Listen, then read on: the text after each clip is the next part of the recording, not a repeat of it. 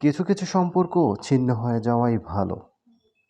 বুক চিরে গেলেও সম্পর্ক যদি কমফোর্ট না দেয়, তাহলে মায়ার টানে পড়ে থাকা উচিত নয়। যে দরজা তোমায় বারবার ক্ষতবিক্ষত করে দেয়, সেই দরজায় খিল দিতে শেখো।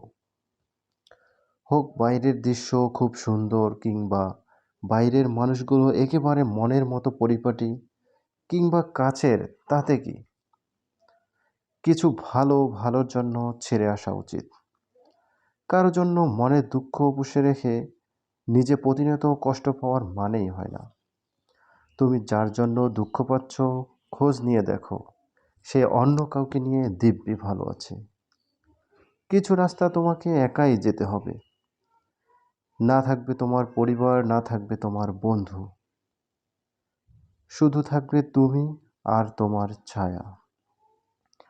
মানুষের পতন সেই সময় থেকেই শুরু হয়ে যায়, যখন নিজের আপন মানুষগুলোকে হারানোর জন্য পর মানুষের পরামর্শ নেয়। মানুষ ঠকায় না, মানুষ বাঁচেই বা কয়দিন। মানুষের বদদোয়া মানুষকে ভালো থাকতে দেয় না। কত কিছু ভুলে যাওয়া যায়, সকালে চায়ের চিনি, রাতে ওষুধ, মোবাইলের পাসওয়ার্ড, কত কিছুই ভুলে যাই। শুধু ভুলে যাওয়ার একটা বাহানা নেই বলে তোমাকে ভুলে যেতে পারি না। পৃথিবীতে যারা মুখ ফুটে নালিশ করতে পারে না, চুপ করে থাকে, তাদেরকে সবাই ঠকিয়ে দেয়।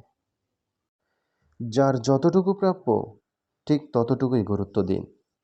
অতিরিক্ত গুরুত্ব সবাই হজম করতে পারে না। ধন্যবাদ সবাইকে।